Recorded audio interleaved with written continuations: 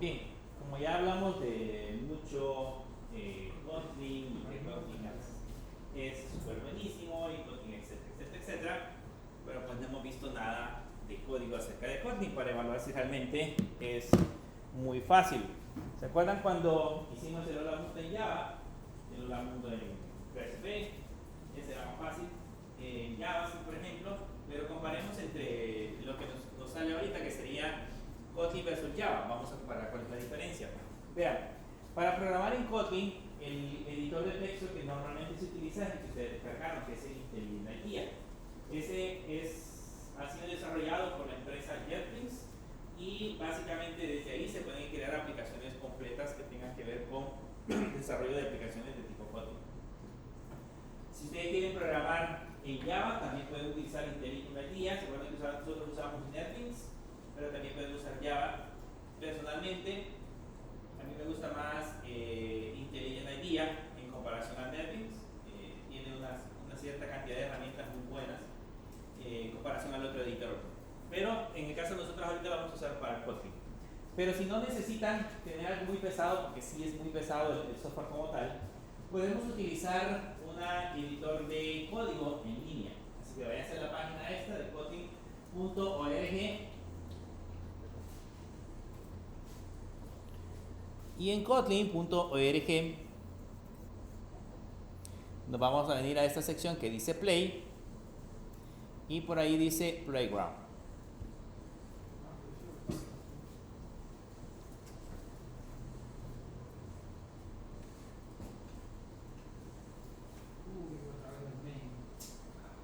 Otra vez el main. Y ahí les va a aparecer esa pantalla. Vean, desde aquí lo pueden utilizar incluso si ustedes quieren verificar alguna sintaxis o una pequeña porción de código. Algunas veces es bien difícil depurarla cuando uno lo tiene ya integrada en un código muy grande. Tal vez quiere depurar solamente una pequeña parte. Se pueden venir a esta sección y correrlo desde acá. Creo que si tienen una suscripción, no recuerdo si tienen suscripción, pueden guardar o compartir el código. Incluso si ustedes quieren posteriormente compartirlo con un amigo, tienen una opción por ahí para poder compartir ese código o incluso enviarles un link. Pero en nuestro caso, pues vamos a empezar a trabajar con Kotlin directamente desde acá. Esto que está abajo por el momento lo vamos a borrar. No sé si les aparece a ustedes o es diferente. Bórrenlo y solamente dejen main.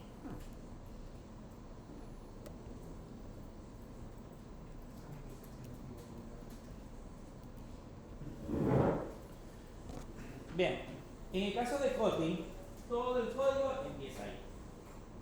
¿Se acuerdan que en Java había que poner public class, el nombre de la clase, y luego después de eso teníamos que poner public static void main, y después de eso colocar una serie de comandos? Aquí no, solamente necesitamos arrancar la función main, al igual que en Java, representa la primera función que se ejecuta cuando nosotros corremos nuestra aplicación. O sea, lo primero que lee, en ese caso, nuestra aplicación va a ser la función main, así que ahí podemos colocar una serie de comandos que van a ser ejecutados de manera automática cuando arranque la aplicación. Como vamos a hacer nuestro primer hola mundo, entonces le vamos a poner aquí un print ln y entre comillas hola mundo. Y ya.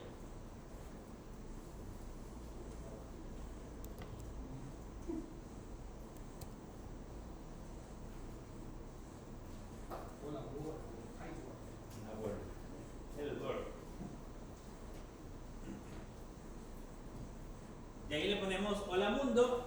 No necesitamos punto y coma, aquí no existe punto y coma, así que ese dolor de cabeza que por punto y coma no corría, ya no existe. Lo traíamos de PHP, lo traíamos de Java, pero en Kotlin ya no es necesario, no es parte de la sintaxis el colocar punto y coma al final. Entonces con eso es suficiente. Ahora sí ya lo podemos correr. Para correrlo pues solamente le damos clic al botón que dice run. Y aquí abajo simula una consola y esa consola dice hola mundo. Ya creamos nuestro primer hola mundo. Eso es todo lo que tienen que hacer en el lenguaje. Entonces, ¿qué aprendimos ahora de Kotlin? que en el caso de Kotlin, cuando empezamos a trabajar con él, lo primero que vamos a encontrar es la palabra fun, que es una abreviatura de function.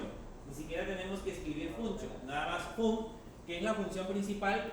La función principal se llama main, es la primera que se ejecuta cuando nosotros corremos una aplicación, y siempre vamos a tener los separadores de bloques de código, que en este caso serían las llaves. Algo muy interesante es que en este emulador, o en este código que tenemos actualmente acá, podemos emular, si observan, la versión. Si hay alguna cosa que quieran probar en alguna versión específica, por decir algo, sea una versión muy vieja, ahí pueden cambiar de versión de Kotlin que están ejecutando como núcleo principal. Pero también de eso, además de eso, pueden cambiar de intérprete, porque el intérprete en ese caso es originalmente el Virtual Java Machine, ¿se acuerdan? Pero puedo trabajar con el JavaScript, el motor de JavaScript, puedo trabajar con el motor, se llama Web Assembly, se llama el siguiente, el JUnit, que es para Unity, el Canvas y el Swift Export. Cualquiera de esos son como los motores que se encargan de compilar. Algo similar a la Virtual Java Machine. Entonces puedo probar con todas esas. Pero como en nuestro caso, pues vamos a seguir trabajando con Java, con la Virtual Java Machine, lo vamos a dejar en Java Machine. Cosas que debemos de saber con respecto a Kotlin. Los comentarios aquí son iguales. Yo puedo poner diagonal, diagonal y ponerle acá imprimir hola mundo, por ejemplo. Eso significa de que ese texto para nosotros es un comentario. ¿Okay? Es un texto o es un comentario que no se ejecuta o no se lee cuando se compila la aplicación. También podemos colocar comentarios de varias líneas donde yo quiera. Puedo colocarlo, por ejemplo, aquí abajo. Los comentarios de varias líneas empiezan con un diagonal asterisco y aquí le puedo poner comentario de varias líneas.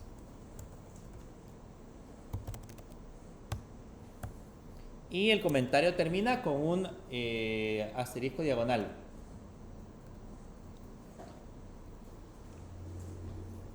Ahí termina el comentario.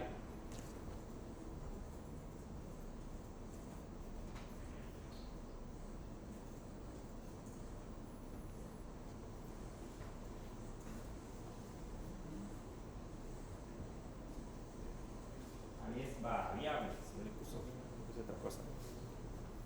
Ah, no, varias, perdón. Le puse una WS.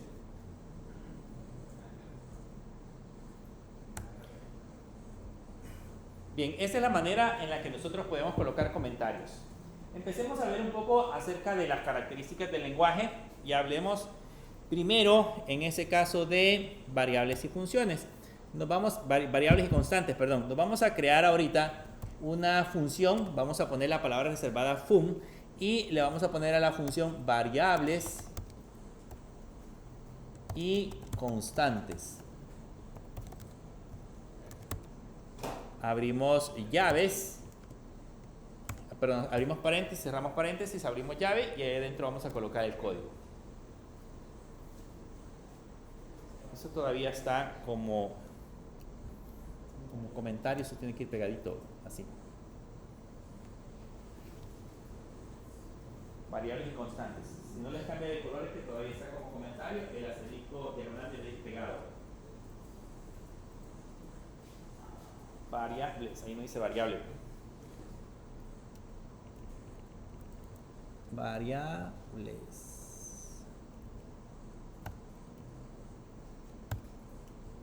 Muy sí, variables y constantes. Entonces, empecemos por definir las variables. Las variables en Kotlin se definen haciendo uso de la palabra reservada var. ¿Okay? Yo le pongo la palabra reservada var y seguido de la palabra reservada var le voy a colocar el nombre de la variable. Por ejemplo, my first variable. Luego le pongo dos puntos y le puedo definir el tipo. En este caso va a ser de tipo string y le voy a poner otra vez hola mundo.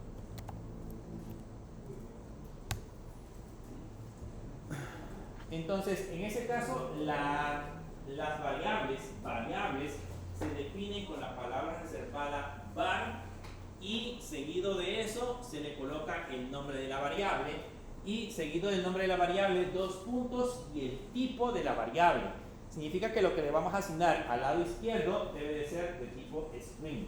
Así que en ese caso, ahí ya tenemos nuestra primera variable. Sin embargo, esas variables, nosotros podemos hacer que Kotlin infiera cuál es el tipo de variable cuando le asignamos el valor. Porque se imaginan estar definiendo variables de tipo string y para cada una estarle colocando 2 puntos string, 2 puntos string, es un poco más complicado. Entonces podemos ponerle var y ponerle my second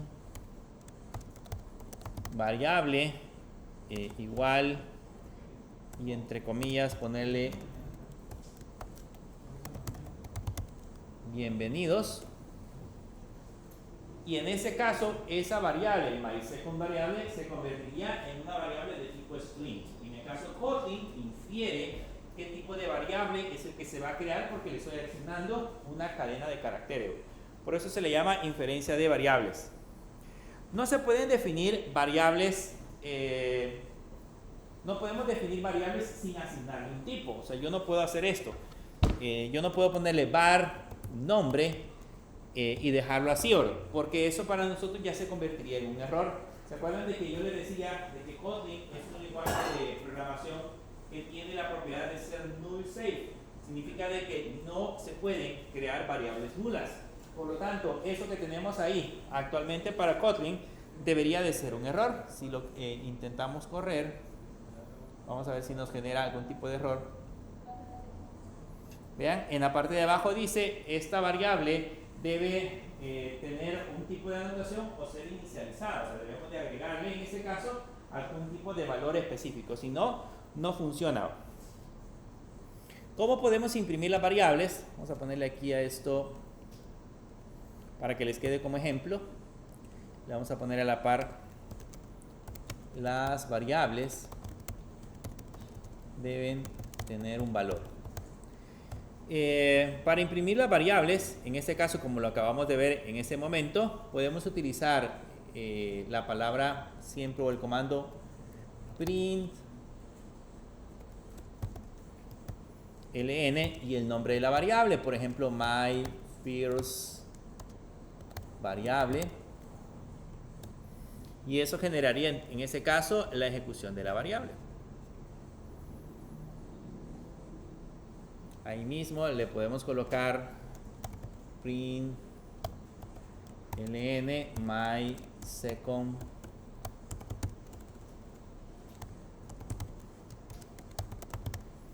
variable. Solo que si se van dando cuenta, este editor no es tan cómodo, porque si lo estuviéramos haciendo directamente desde el IntelliJ IDEA, él nos iría como recomendando, poniéndonos un menú desplegable donde aparecerían los nombres de las variables para no estarlos escribiendo todo por completo. Pero bueno, como lo tenemos así, así funciona. Ahora, esto como tal, si yo lo ejecuto en este momento, van a notar que no funciona.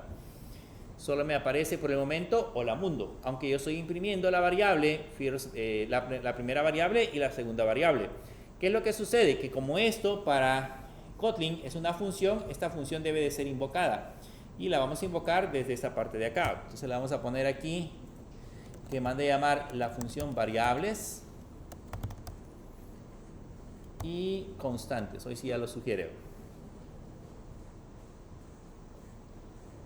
Como ya lo estoy mandando a llamar desde la función main, ahora esa función que nos hemos creado abajo ya está disponible para que se pueda crear. Si ahora lo volvemos a ejecutar, van a notar que ya abajo dice 2 veces hola mundo y aparece bienvenido. Si quitamos el prim ln que teníamos aquí, que era este, lo ponemos como comentarios y lo volvemos a ejecutar, ahí vamos a tener un hola mundo, pero ya con las variables que nos acabamos de crear. Entonces, esa es la manera en cómo nosotros podemos definir variables de tipo string. Pero trabajemos con otro tipo de variables. Hablemos de las variables numéricas.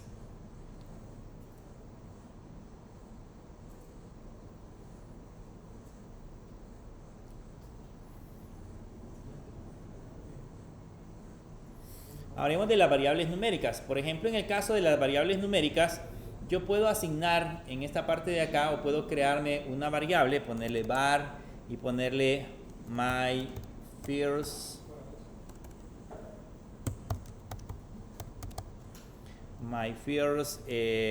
number igual 100. Y esa para nosotros en ese caso sería la variable que acabamos de crearnos. Le ponemos un print ln y aquí le ponemos my first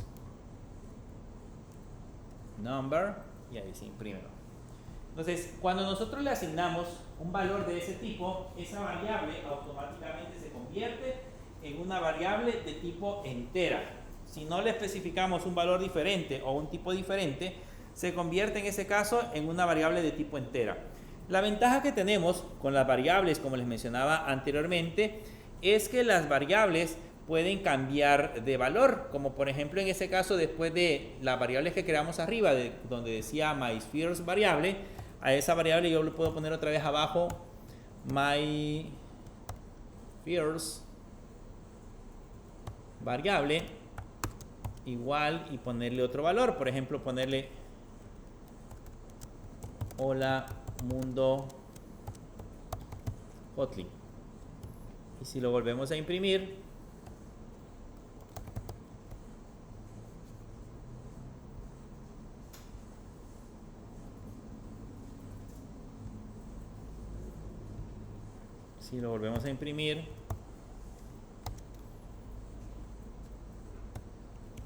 van a notar que el valor de esa variable se puede modificar. Arriba dice hola mundo, aquí abajo ya debería de aparecer otro valor diferente. Ya dice hola mundo Kotlin porque justamente hemos cambiado el valor de esa variable.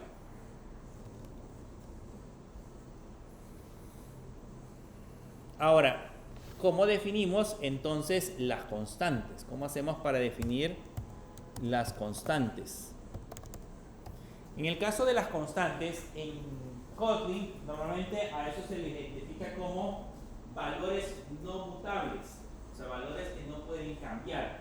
Esa es la identificación, no mutable, así lo vamos a definir. Básicamente son variables que definimos, pero que su valor pasa a ser un valor fijo. Entonces puedo crear acá, por ejemplo, my first coms y ponerle igual, digamos, le vamos a poner, esta es una constante. Y esta la podemos mandar a imprimir.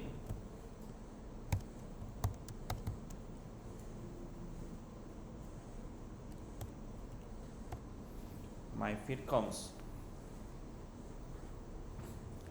La diferencia es que si abajo yo le intento asignar un valor y le pongo por ejemplo otro valor,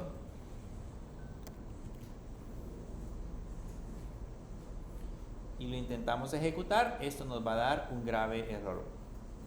Vean, ahí dice val no puede ser reasignado, porque en ese caso la constante que nos acabamos de crear no puede ser asignada directamente a la parte de la aplicación. Entonces, esa es la manera en cómo definimos. Si quiero crear una variable que pueda modificar su valor, voy a usar la palabra reservada var. Si quiero crear una constante, o en ese caso, como lo menciona Kotlin, un valor inmutable, entonces voy a utilizar la palabra reservada cons. En nuestro caso, lo vamos a poner como comentario para que quede ahí como referencia, pero básicamente lo que acabamos de hacer es crearnos una variable o un valor de tipo inmutable o constante.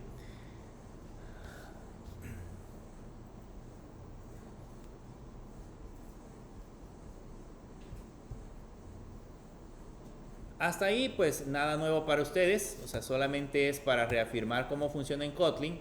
Nos vamos a crear ahora otra función en esta parte de abajo, le vamos a poner function y se va a llamar tipos de datos. Y vamos a trabajar allá adentro con ahora la definición de tipos de datos dentro del lenguaje Kotlin.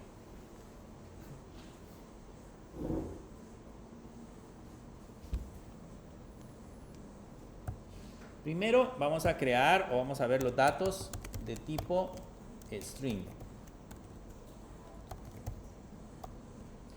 ¿Cuáles son los datos de tipo string?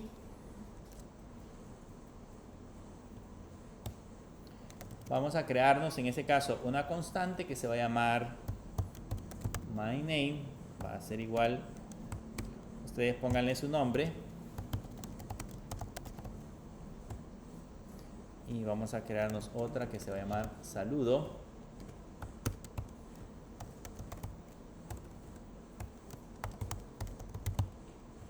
Yo le voy a poner bienvenido. Bienvenido.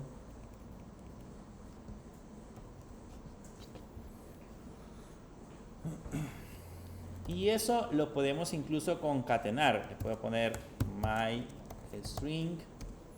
Va a ser igual a myName.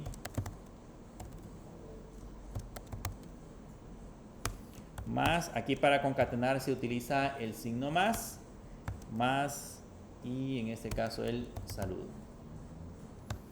Y eso lo podemos mandar a imprimir.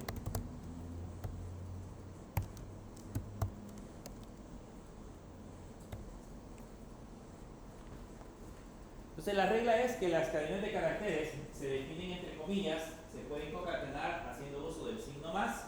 Y en ese caso después pues podemos mandarlas a imprimir si nosotros así lo deseamos.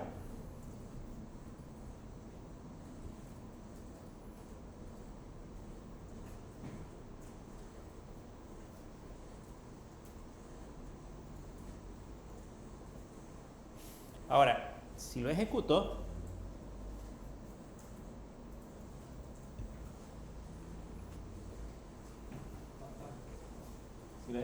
¿por qué no aparece el nombre?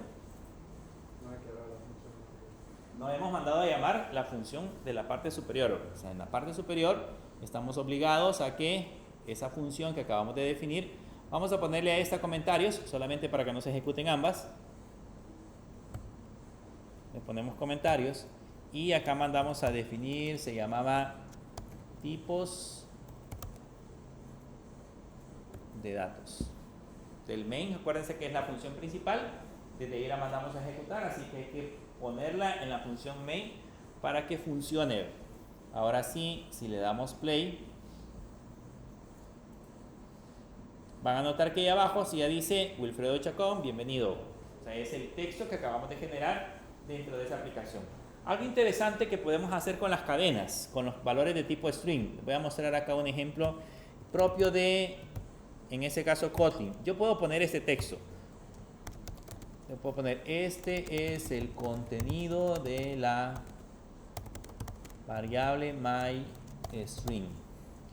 Y luego le puedo colocar el signo de dólar y ponerle myString.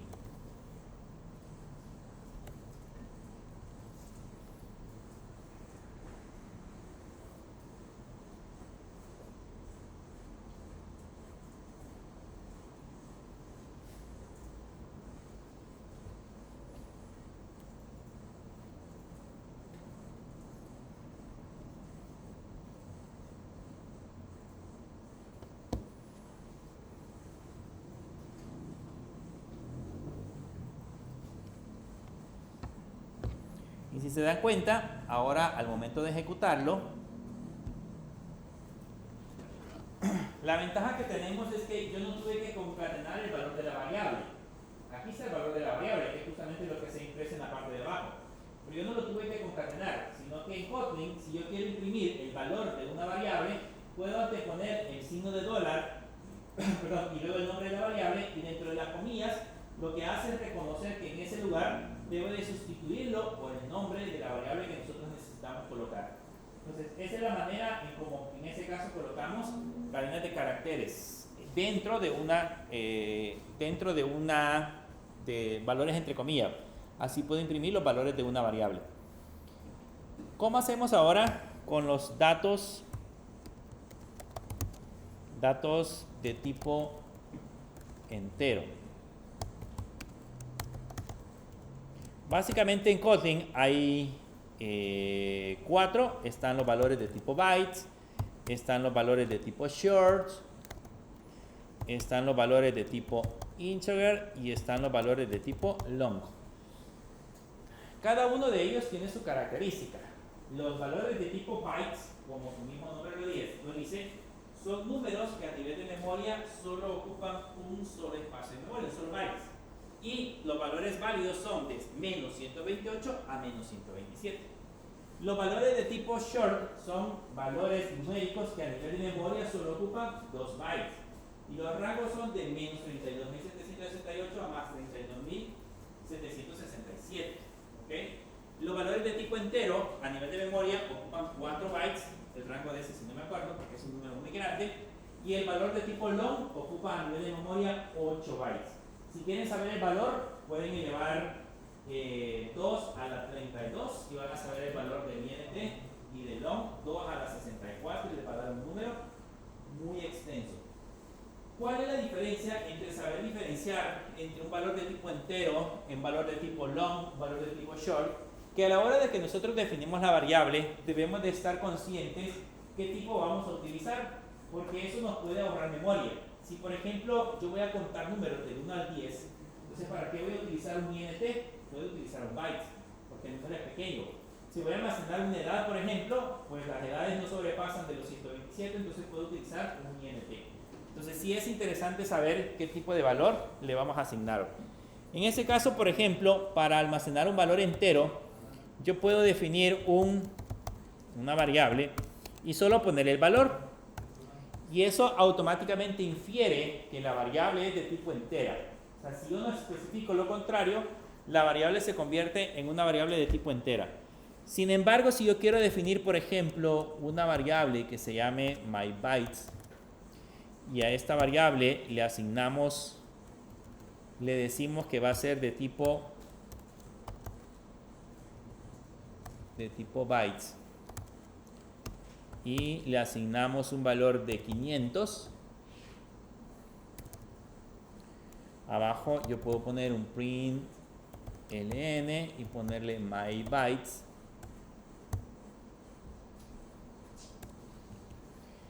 La cuestión es qué valor va a imprimir, porque el rango es de menos 128 a más 127. Yo no puedo poner un número arriba de 127. Entonces, ¿qué valor debería de imprimir en esa línea? Si lo ejecutamos, van a notar que dice que el entero literal no está conformado por el tipo, por un valor de tipo bytes. Lo que tendríamos que hacer acá es asignar un valor válido que debería de ser, por ejemplo, digamos 100. Si ahora le pongo 100 y lo volvemos a ejecutar, entonces ahora sí ya imprime el valor de 100.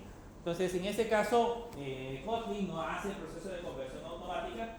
Nosotros tenemos que poner valores válidos a las variables para que estas puedan ser soportados. Ya vamos a ver más adelante algunas conversiones que podemos hacer dentro del lenguaje, pero probablemente esa no es una de ellas. La pregunta es, ¿por qué es necesario definir, por ejemplo, en el caso de un long? ¿Por qué es necesario poder utilizar un long, por ejemplo? Les voy a poner acá un ejemplo. Voy a definir de nuevo otra variable. Se va a llamar myLong. Y a esa vamos a decirle que va a ser de tipo long y le vamos a poner 10. Ya les voy a explicar un detalle en esa parte. Esa variable que se llama myLong sería una variable de tipo long, o sea, una variable grande de 8 bytes. Sin embargo, si yo lo intento ejecutar, vean allá, no lo imprimimos. Vamos a imprimirlo.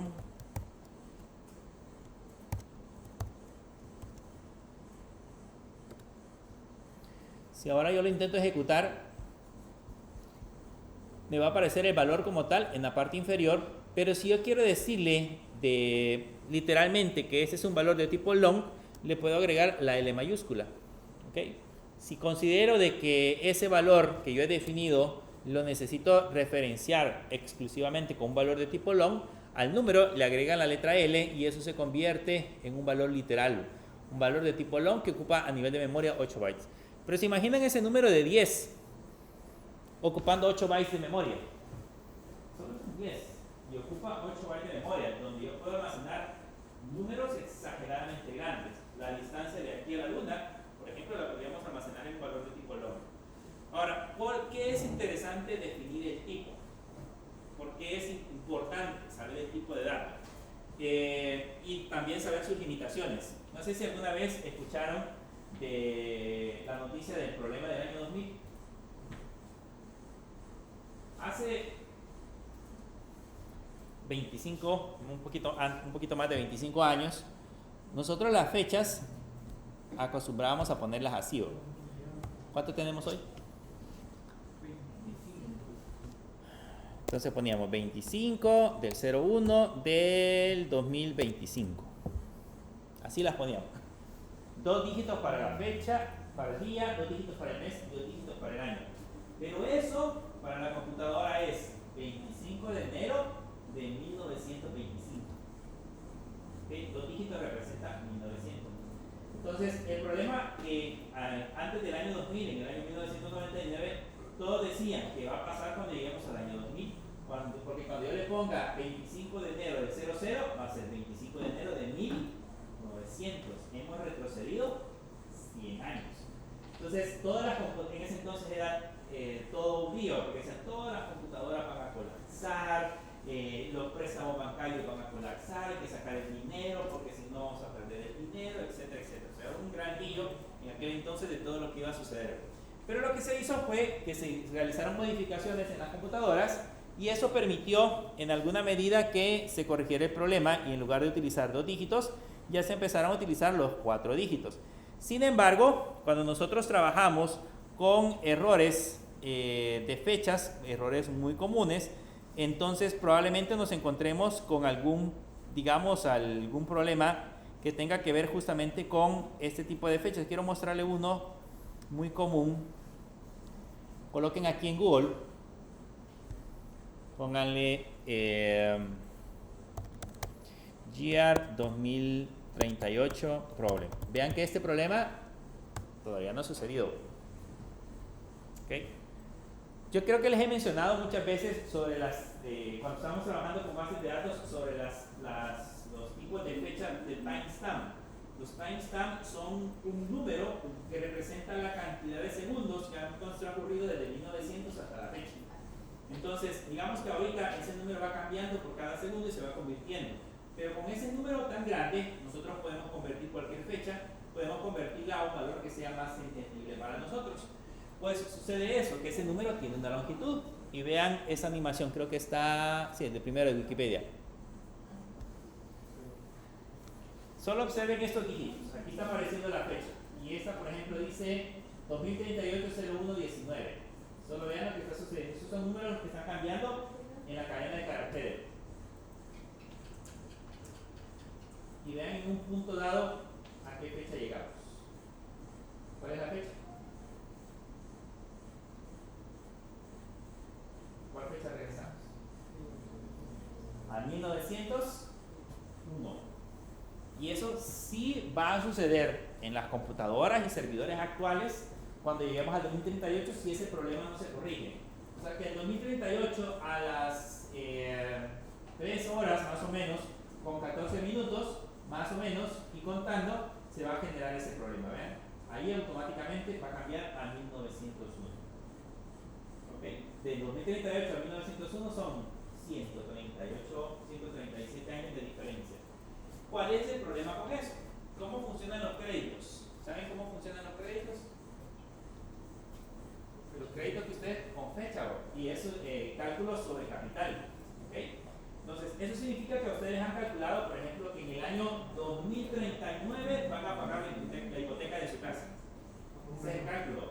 Pero cuando llegamos al 2038 y regrese a 1901, la hipoteca de su casa ya no va a terminar en 2039. Va a haber retrocedido 138 años. O sea, debe 138 años de su cuota. ¿Se imaginan el gran problema que va a causar en todos lados? Cálculos de intereses, principalmente en la banca. Entonces, ese problema del 2038 se debe solventar haciendo el tamaño del campo más grande. Probablemente ese creo que tiene 1, 2, 3, 4, es un valor de tipo entero, lo van a tener que transformar en un valor de tipo long, que sea capaz de almacenar mayor cantidad de dígitos. Entonces, cuando se pensó, supongo yo que el que pensó en ese proceso de la definición del valor, dijo, pues no creo que lleguemos al 2038. Según Nostradamus, nos morimos en el 2000, ¿cuánto? 2000, bueno, según los mayas se terminaba en el 2012. Según Nostradamus, no sé, pero la idea es de que en algún punto lo vamos a llegar. Entonces digo, no, pongámosle un valor de tipo entero. Pues surgió o va a surgir ese problema en esa fecha. En teoría ahorita ya hay muchos servidores que ya están parchados y ya se ha solventado ese problema con anticipación, pero si lo llegáramos a dejar así, suele suceder eso. ¿Se imaginan lo importante que son los cálculos? Por ejemplo, hubo un caso muy curioso en Estados Unidos, creo, o en no sé qué parte del mundo, que lanzaron un cohete que se llevaba calculada la ubicación a donde debía de explotar. Pero en el proceso del cálculo, que iba trazando su ruta, sucedió que el valor que guardaba la ruta, de repente le pasó eso.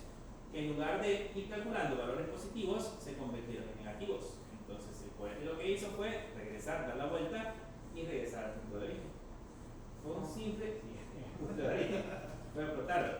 Fue un error de código. O sea, ese es en la programación. El programador no calculó el punto final o la longitud del punto final. Y lógicamente cuando eso sigue incrementando, imagínense que sea un número de kilómetros, sigue incrementando, cuando la variable ya no podía almacenar valores positivos, almacenaba valores negativos. Y regresó al punto de origen. Lo mismo creo que sucedió para un viaje a cohetes en la Luna.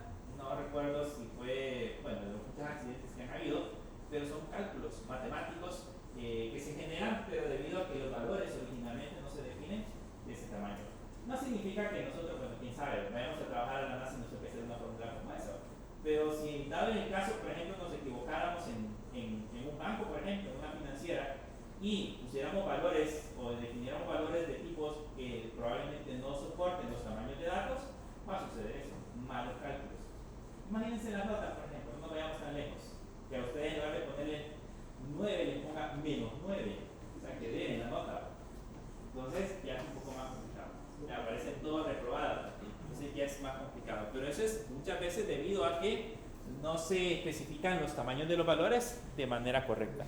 Así que es importante definirlos siempre de la forma correcta cuando nosotros estamos trabajando con aplicaciones. Ese problema ya está y ahí les explica cómo funciona, de dónde es que surge ese problema para que lo puedan tomar en cuenta. Bien.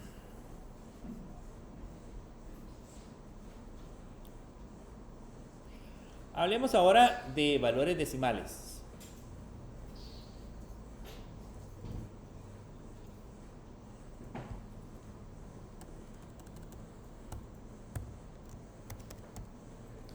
Los decimales se definen como float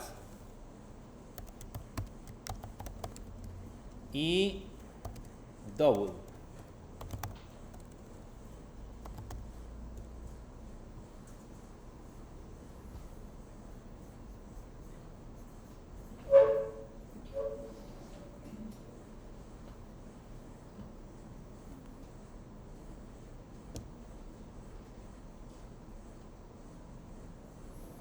Se definen como float y double. Entonces pongamos por ejemplo el primer valor. Imagínense que a ese que tenemos acá, que se llama myInt, vamos a hacerlo con esta variable. Esta variable myInt, yo le pongo que esta va a ser 10.25. ¿Se acuerdan que hacía en Java cuando hacíamos eso? Que un valor doble le asignábamos un valor entero. ¿Se acuerdan? ¿Qué hacían en Java? Aproxima, me da error. ¿Qué hacía en Java? En Java lo que hace es truncar ese valor. Cuando vamos de truncar ese valor es que quita la parte decimal. O sea, aunque yo haya puesto 10.55 o 10.9 por ejemplo, me va a quitar la parte decimal y solo me va a dejar la parte entera. Entonces básicamente lo que hace es eliminar ese valor. Veamos qué es lo que hace Kotlin con este valor. Si lo corro, vean, hace exactamente la misma parte. Ahí ya me aparece el myInt, no sé si no lo imprimimos. Vamos a imprimirlo acá.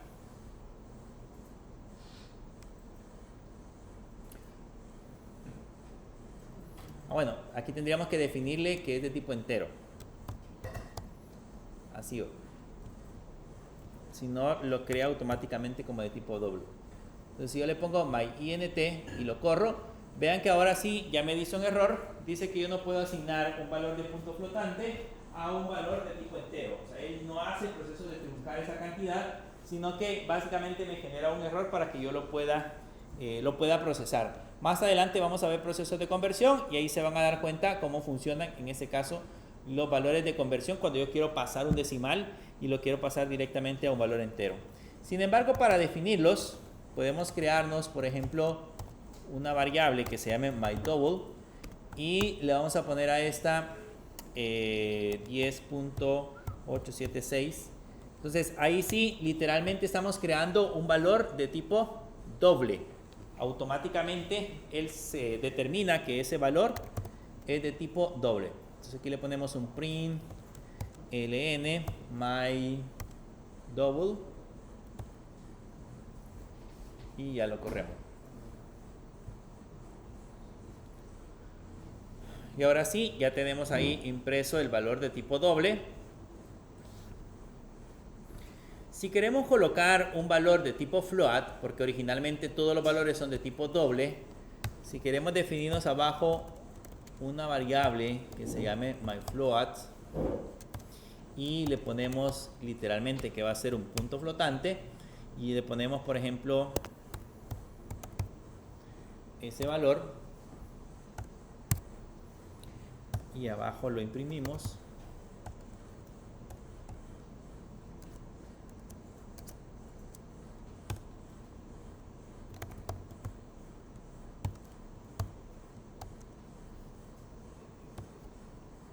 Y abajo lo imprimimos.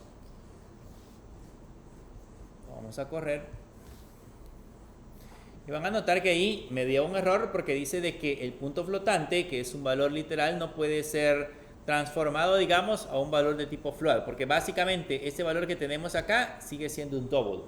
Para que se convierta en un valor de tipo flotante, le tengo que agregar la f. Literalmente, tengo que ponerle la f para que se convierta en un valor de tipo flotante.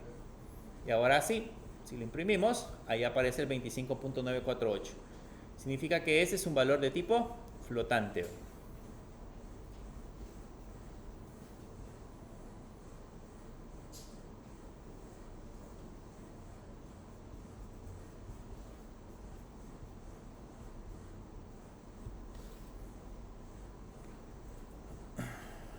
Los otros valores son los valores de tipo boolean. Todos estos que estamos viendo ahorita son valores primitivos. O sea, son valores que no están asociados directamente con un objeto principal, sino que son los valores más básicos que vayamos a encontrar en este caso en el lenguaje. Esos son los valores de tipo primitivos. En este caso, para definir un valor de tipo boolean, podemos ponerle un val myBoolean igual a true, y eso es suficiente para decirle que ese es un valor de tipo boolean. Podemos definir otro que sería myBoolean 2, este puede ser igual a falso, y con eso le estamos diciendo que también es un valor de tipo boolean. Si intentamos hacer una operación como por ejemplo myBoolean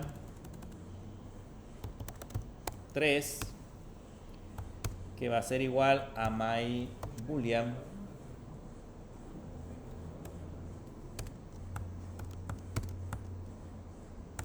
más myBoolean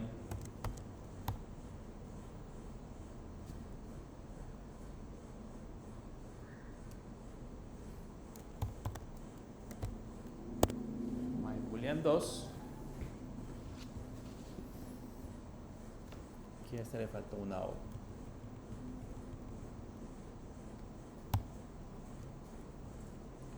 myBoolean 2. Vean que si intentamos hacer este proceso de operación, aquí sí me va a dar error. Ahí dice que no se puede resolver la referencia y bueno, aparece una gran cantidad de datos bien complicados que indican de que la operación que tenemos ahí de sumar myBoolean más myBoolean 2, que sería sumar verdadero más falso, no funciona. Por lo tanto, esta operación como tal no es válida.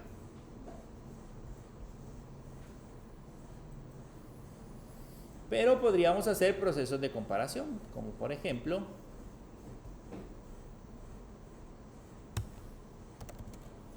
puedo ponerle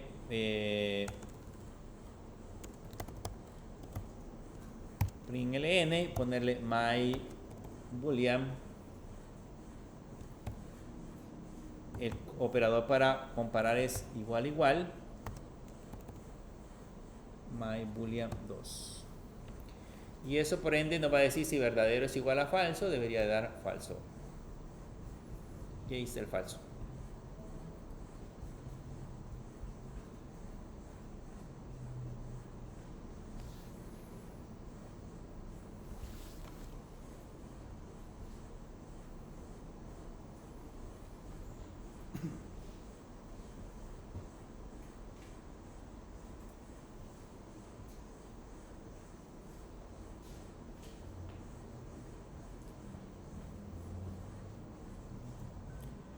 Bien, aquí también podemos, en esta parte de acá, podemos definir el último dato, que es el dato de tipo shard. El dato de tipo shard, al igual que en Java, sirve para definir un solo carácter. Se lo puedo poner my shard. Es decir, obligatoriamente tenemos que definir el tipo y ponerle entre comillas simple el valor. Entonces, cuando ya imprimimos ese valor,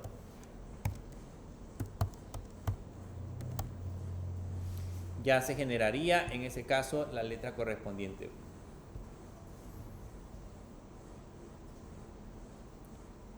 My chat le puse.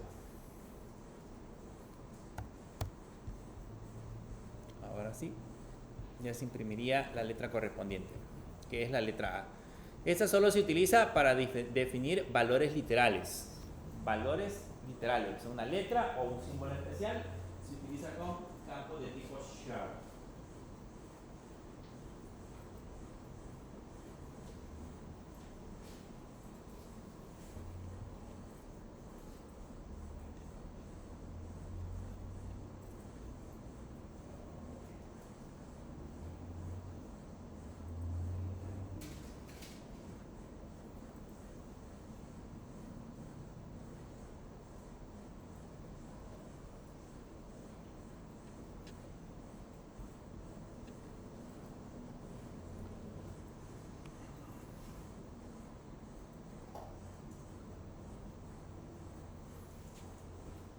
¿Preguntas?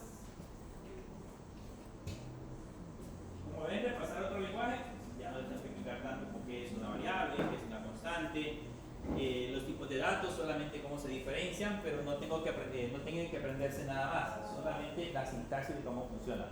Allá en Java, cuando definíamos una variable, utilizábamos la palabra int, o digamos int, el nombre de la variable igual y el valor. Aquí ya vimos que puede usar la variable var para una variable y la sentencia val para un valor inmutable o una constante. Entonces, así es como funciona en ese caso Kotlin. Veamos ahora otra sentencia acá en la parte de abajo. Vamos a ver con fun, vamos a ver la sentencia if. Y vamos a ver algo especial que tiene Kotlin con respecto a la sentencia if.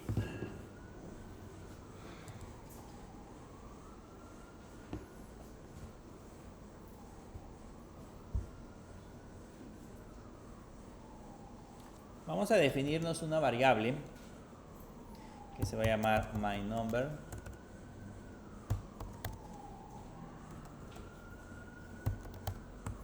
Igual 10. Ese va a ser el nombre de la variable.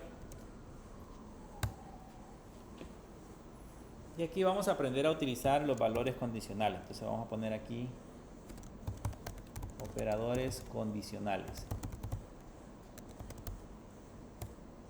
En los condicionales siempre está el mayor que, el menor que, el mayor o igual, el menor o igual, el igual igual que sirve para comparar, y este que sirve para negar.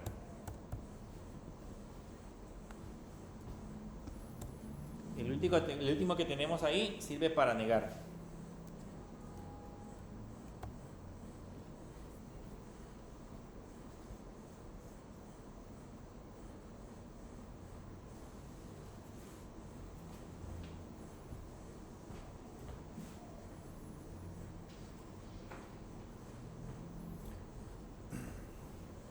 Bien, y empecemos con colocar condiciones. Puedo colocar una condición que diga my number. Si my number es menor o igual que 10, entonces aquí le vamos a poner un print ln y entre comillas vamos a poner $my number. Acuérdense que si utilizo el dólar, significa que estoy imprimiendo la variable, el contenido de la variable dentro del string. Le vamos a poner es menor o igual a 10.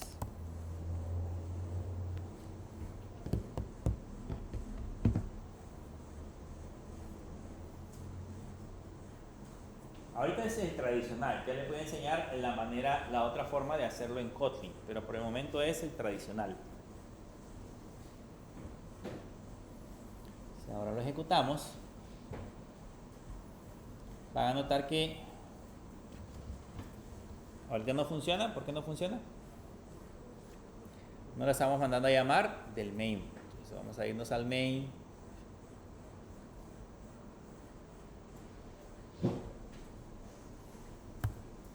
Así que si en el examen no corre, es porque probablemente sea esto. Y aquí ya le ponemos sentencias o sentencia if, lo pusimos.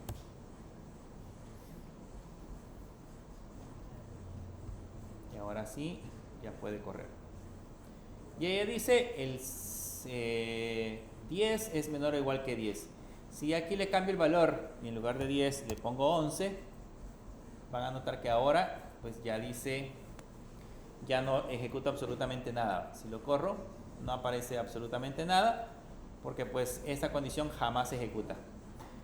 Pero adicional a eso, yo puedo seguir utilizando, por ejemplo, operadores un poco más complejos.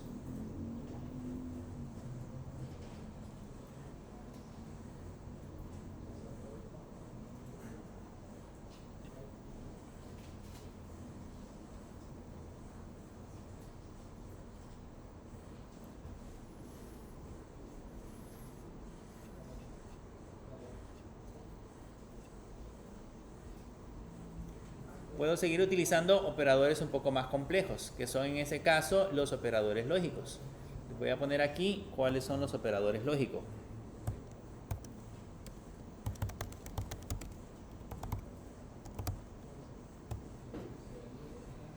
Los operadores lógicos, en el caso dentro de Kotlin,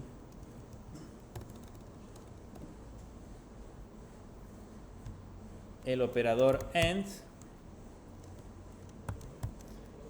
es la doble I inglesa. El operador OR es la doble barra. Y el operador NOT es el signo de interrogación.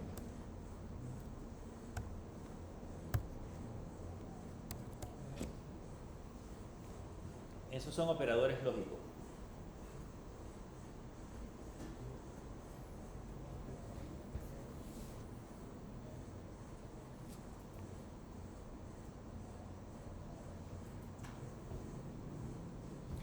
Entonces ya con eso puedo hacer una combinación en esta parte de acá y le puedo decir si my number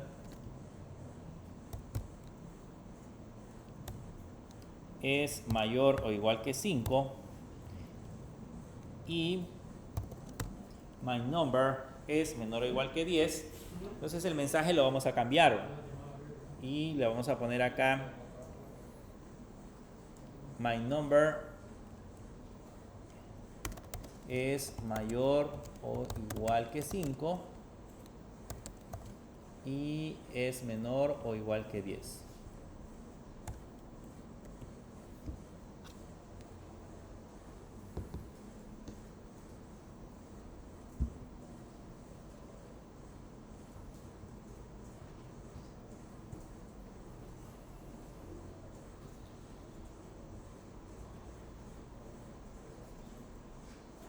Entonces ahí tenemos combinado el operador AND.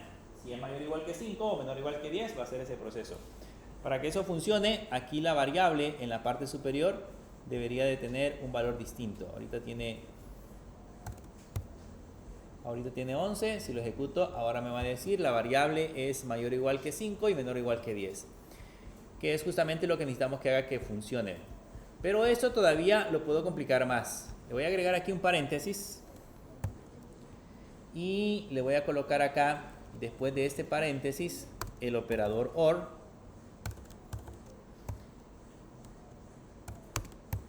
Y luego la condición.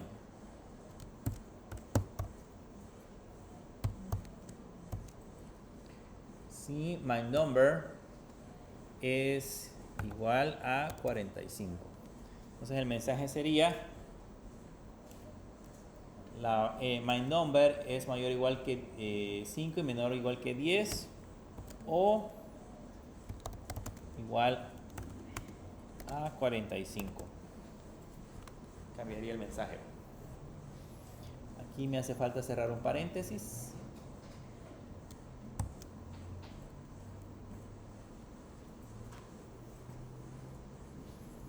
Entonces si lo corremos ahorita, me va a aparecer que el número es 7, es mayor o igual que 5 y menor o igual que 10, o es igual a 45. Si ahorita le cambiamos el 7 por 45, entonces ahí me va a aparecer o va a cumplir esa condición. 45, y lo ejecutamos y ahí cumple la condición. Pero si por ejemplo en lugar de 45 le dejamos 89, por ejemplo, 80 en este caso, y lo ejecutamos, ya ahí no existe. A este if, le podemos agregar un else if, y aquí podemos colocar, por ejemplo, otra condición. Le podemos decir si my number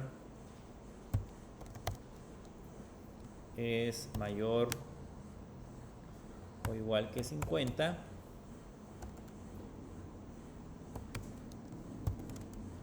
y my number es menor o igual que 100.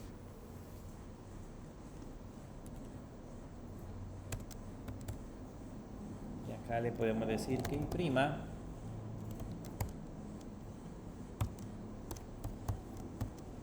No se les olvide que cuando va la variable dentro de las comillas, deben ponerle el signo de dólar. Es mayor o igual que 50 y menor o igual que 100. Y a eso le puedo agregar un else y decirle con un print ln no tiene valores válidos.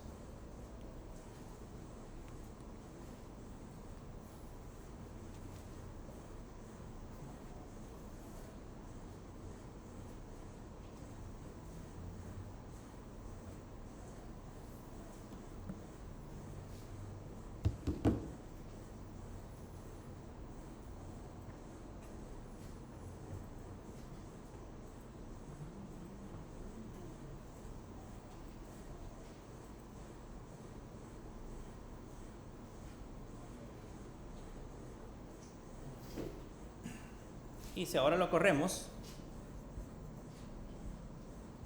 me va a decir, tiene 80, me va a decir que 80 es mayor o igual que 50 y menor o igual que 100. O sea que cumple en ese caso el rango que tenemos ahí hoy. Ahora bien, con esta sintaxis, ¿cuántos println hemos puesto? 3, ¿cierto? Entonces alguien va a decir, pues mire, estamos repitiendo 3 veces el código. Vamos a tratar de inventar, a ver si nos funciona. Vamos a ver si nos funciona. Vamos a poner, digamos, ahora una variable. Le voy a poner val respuesta, por ejemplo, igual, y me voy a copiar este código.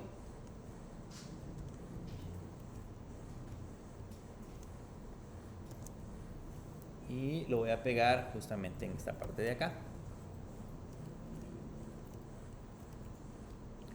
Solo que ahora yo voy a establecer las condiciones, le pongo el if y en lugar de utilizar el println solo voy a dejar las comillas. Vamos a ver si funciona de esta manera.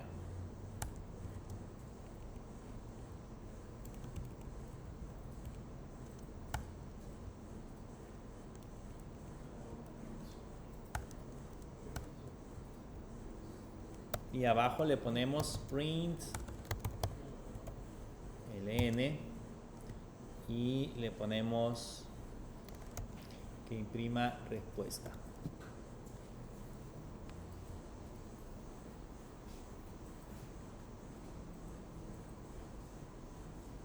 Vamos a ver si funciona.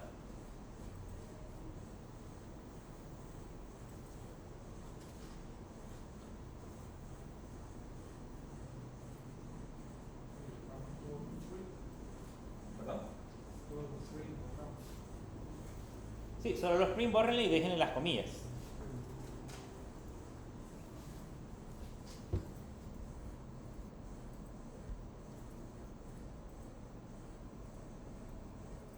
Vean, ahí me dio la respuesta.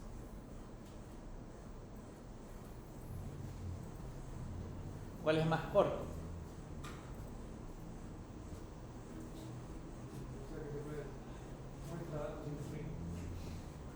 No, no es que muestre datos sin el print. Lo que sucede es esto, vean.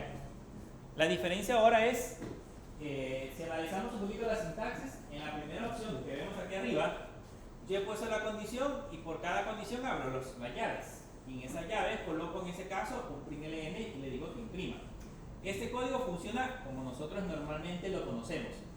Pero en Kotlin yo puedo almacenar la respuesta de estas condiciones, la puedo almacenar en una variable. ¿Cuál es la diferencia? Que ahora, si esta condición se cumple, devuelve este valor de acá y se guarda en respuesta. ¿Okay? Si esta se cumple, este valor lo almacena o lo devuelve y lo guarda en respuesta de igual a esta forma. O sea, aquí lo que estamos haciendo es de que en lugar de poner un print ln en esas tres líneas, mejor almaceno el resultado. El resultado se almacena en la variable y después ese valor lo imprimimos aquí abajo. Entonces, la diferencia con el código de arriba es que aquí solo estoy usando un print ln y aquí arriba estoy usando 1, 2, 3 print ln. ¿Okay? ¿Se acuerdan cuando usábamos el operador lógico, que era el signo de pregunta, que lo usamos en Java y lo usamos en PHP? Pues esto es algo similar a Java y PHP, solo que más entendible. Porque aquí, a diferencia, si ya hubiera utilizado aquí signo de pregunta, 2 puntos, aquí ya no. Aquí puedo poner un if tal cual yo lo entiendo, o sea, esto es más entendible, pero la diferencia es que la respuesta, la expresión la estoy guardando acá. Esa es la única diferencia. Entonces, esto, digamos, reduce un poco el código. Esto es propio de Kotlin. Esto no funciona en Java, esto no funciona en PHP, funciona exclusivamente en Kotlin. ¿Okay?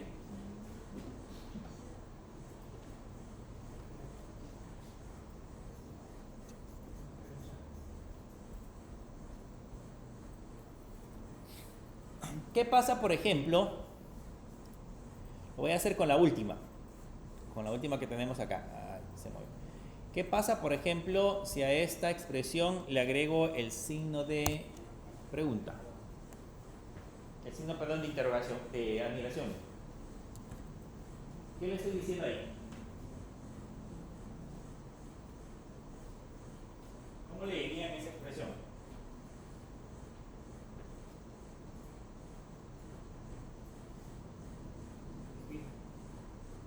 ¿Diferente? ¿De qué? O sea, en este caso diríamos, si quitamos el signo de pregunta, la condición dice si el número es mayor o igual que 50 y menor o igual que 100.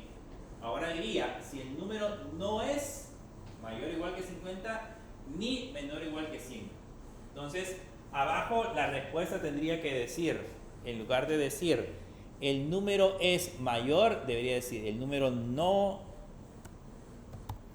es mayor o igual que 50 ni menor o igual que 100. ¿Okay? Vamos a ponerle, ahorita tiene, el número tiene 80, nos decía que era mayor o igual que 100. Vamos a ver cómo aparece ahora la respuesta.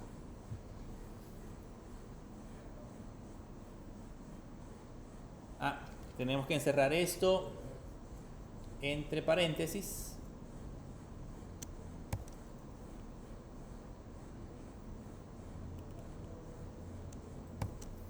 Tenemos que encerrar entre paréntesis para ver si ahora lo logra ejecutar.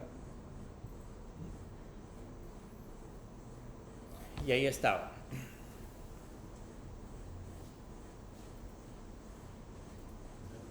Como el número que pusimos es 80, ¿ok? Pregunta, ¿es 80 mayor o igual que 5? Sí o no. Pero no es menor o igual que 10, ni tampoco es igual a 45. Entonces la primera condición no se cumple. ¿Es 80 mayor o igual que 50 y menor o igual que 100? No, ¿verdad? Está en el rango, entonces no es igual, por lo tanto imprime es un valor no válido. Pongámosle, en lugar de 80, pongámosle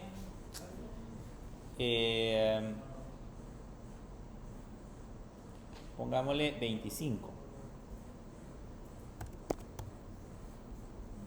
Ahora dice 25. Entonces dice, en la primera opción dice no tiene valores válidos y en la segunda dice que 25 no es mayor o igual que 50 ni es menor o igual que 100. ¿Okay?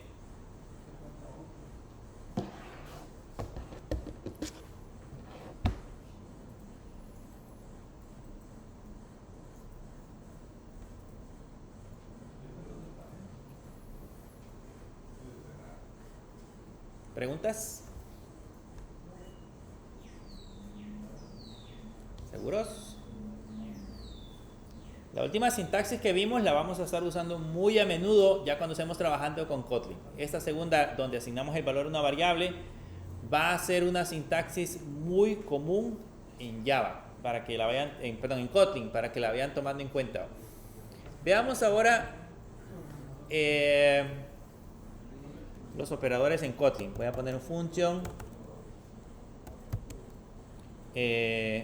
operadores en Kotlin.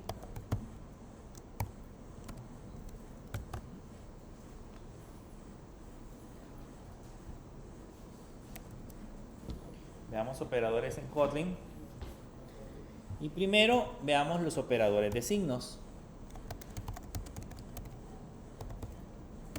Que los operadores de signo es más y menos. Por ejemplo, si yo pongo myVar igual a menos 3, por ejemplo, van a ver esta característica que vamos a colocar acá. Digo myVar igual a 3. Y ahora le voy a poner un print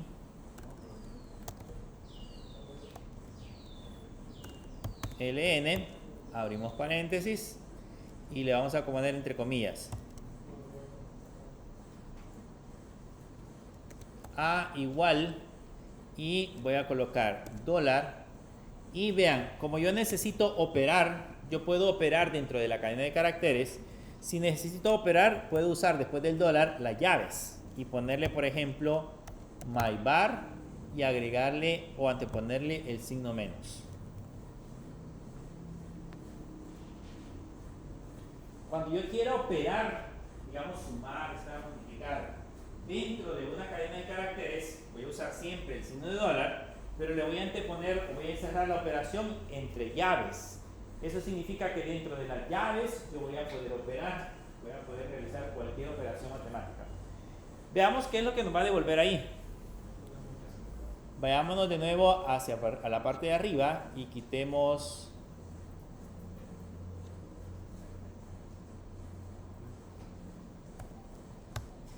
estas sentencias y pongámosle se llamaba operadores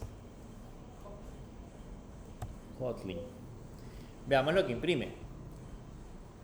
¿Qué es lo que tendría que hacer? Tenía un menos 3, ahora va a imprimir a igual a 3.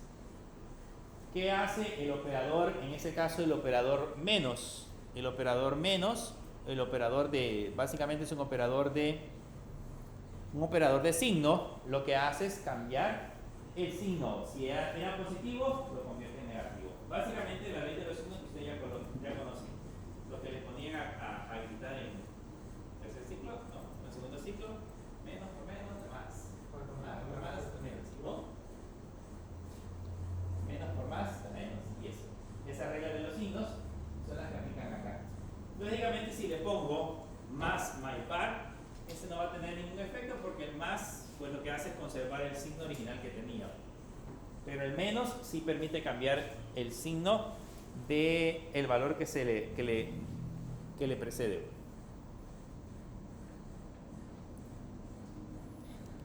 Los operadores aritméticos, ustedes ya los conocen.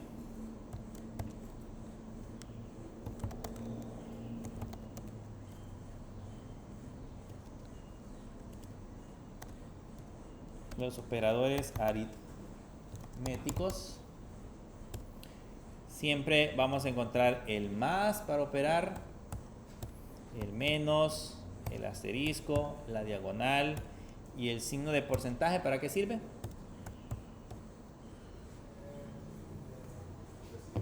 El residuo de una división entera. Entonces, por ejemplo, si yo tengo una variable a que tiene el valor de 10 y una variable b que tiene el valor de 20,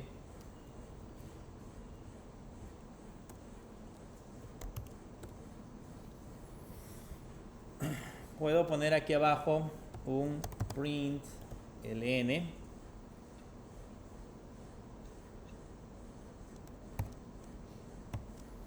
y adentro ponemos la operación matemática.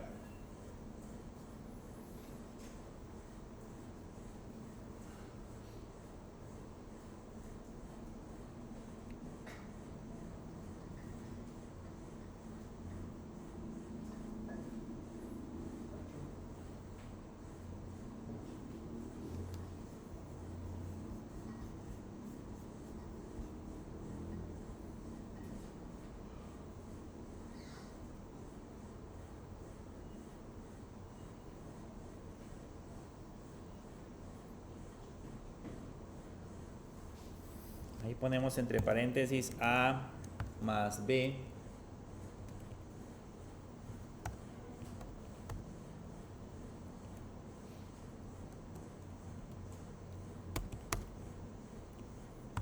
Igual, y aquí ya podemos poner el signo de dólar y las llaves y le colocamos A más B.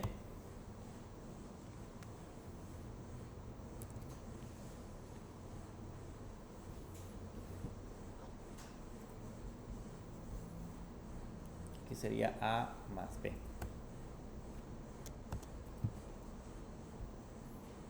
Si nos corremos, ahí nos va a dar la suma. Si se dan cuenta, dentro del dólar y dentro de las llaves, yo coloqué la operación. Si coloco el dólar seguido de las llaves, dentro de las llaves yo puedo operar. Eso no lo podíamos hacer ni en PHP, no lo podíamos hacer en Java. No recuerdo, bueno, en Java sí tampoco se puede hacer, pero sí lo podemos hacer directamente en Kotlin, operar dentro de las cadenas de caracteres. En este caso acá, pues ya podríamos sin ningún problema,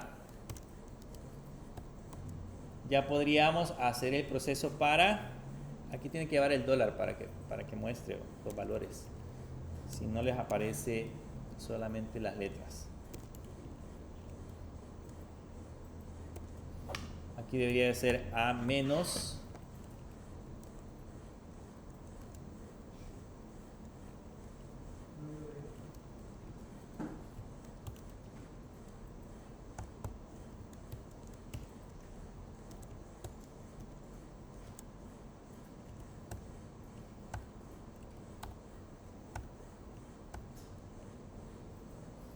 aquí debería de ser el asterisco para que multiplique.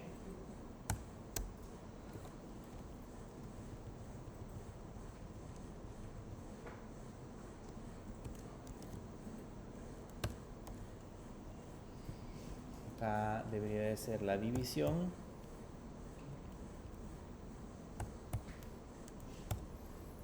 Y acá podemos colocar el residuo.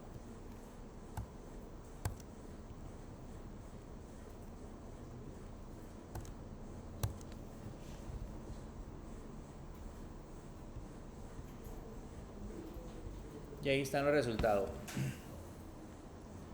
10 más 20 es igual a 30, 10 menos 20 es igual a menos 10, 10 por 20, 200, 10 entre 20 da 0. ¿Por qué da 0? 10 entre 20, ¿cuánto es?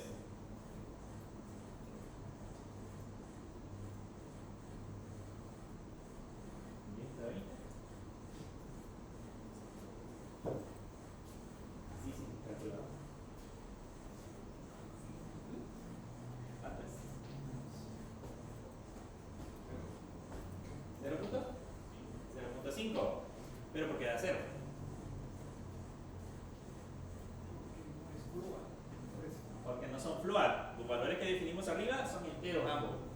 A y B, como le he asignado valores, infiere que esos valores son enteros.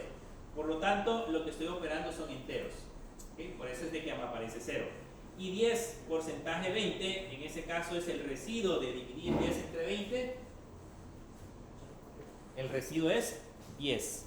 Cambiémoslo y pongámosle aquí arriba para ver el proceso. Podemos ponerle punto 0, y eso ya infiere que son valores de tipo doublet, y veamos qué obtenemos como resultado. ¿Cuál es la diferencia ahora? Que ahora sí ya me aparece 0.5. ¿Ven la diferencia entre poder diferenciar el tipo de valor que almacenamos? Porque eso puede ser clásico. Imagínense que son porcentajes. Si yo le digo, como quiero operar porcentaje, le puedo poner interés igual 10. Pero ese 10, si después, más adelante, lo quiero convertir a decimal y lo divido entre 100, me va a dar 0. Y voy a multiplicar 0 por, digamos que el interés no sea, el interés sea capital, digamos. Lo que yo quiero es calcular cuánto es lo que me debe, me va a parecer que me debe 0, porque lo he puesto mal. Entonces ahí es interesante saber realmente cómo estamos definiendo, en este caso, las variables. Son cosas un poco delicadas, digamos, que tenemos que tomar en cuenta.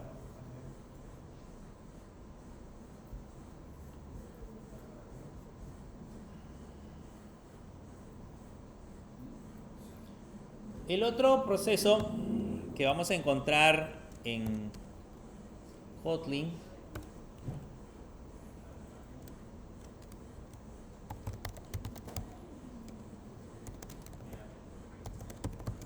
son los operadores de asignación compuesta. Estos operadores de asignación compuesta son el más igual, el menos igual, el asterisco igual, diagonal igual y el porcentaje igual.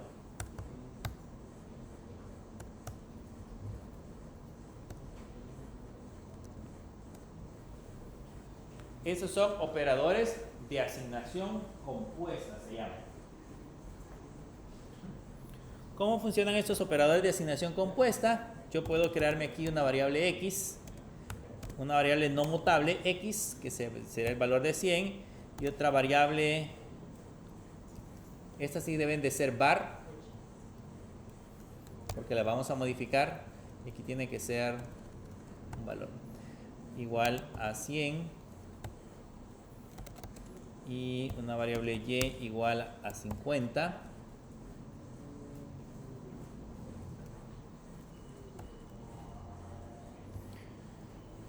Y aquí le podemos decir que x va a ser igual, va a ser más igual y.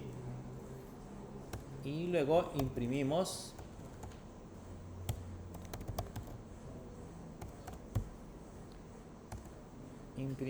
el valor de x.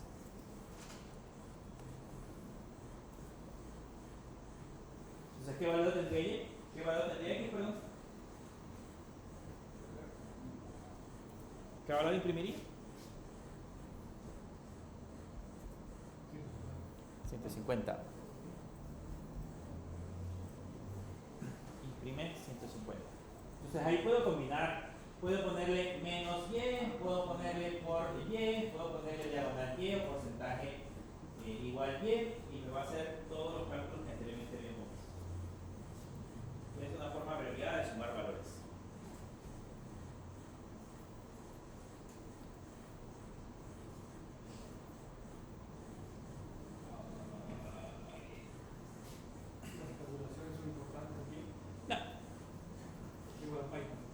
En Python sí, aquí no. Aquí no. Ustedes pueden poner el código pegado todo hacia el lado izquierdo y no les va a dar error. Las tabulaciones son importantes en Python. Aquí no, eso sí no me interesa.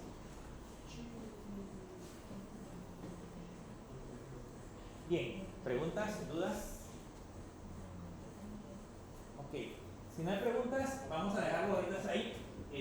Este código, si se dan cuenta, pues en la parte superior no tiene una manera de poderlo guardar. Así que si quieren, copienlo, seleccionenlo y lo copien en un editor de texto, en el blog de notas o en Visual Studio Code y lo guarden en su computadora, porque les va a servir como ejemplo. En la otra clase, como ya tienen instalado IntelliJ IDEA, vamos a usar IntelliJ IDEA. Lo que quería ahora es que vieran que existe una herramienta en internet de Kotlin que me permite probar funcionalidades en las diferentes versiones de Kotlin que ya están lanzadas en la plataforma. Incluso probarlo con diferentes compiladores. Pero si no, pues la mejor herramienta para trabajar debería de ser IntelliJ IDEA.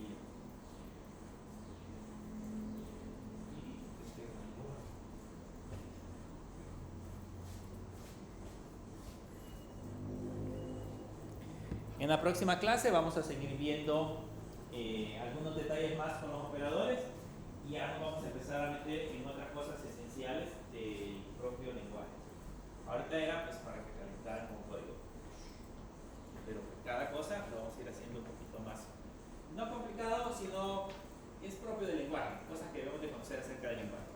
Lo interesante es que vayan comprendiendo cada cosa que vamos viendo, así que cada cosa que hemos tocado este día ya la tienen muy clara de cómo funciona, para que no vayan a tener problemas más adelante. Y si tienen dudas, pregunten. Bien, nos veremos entonces.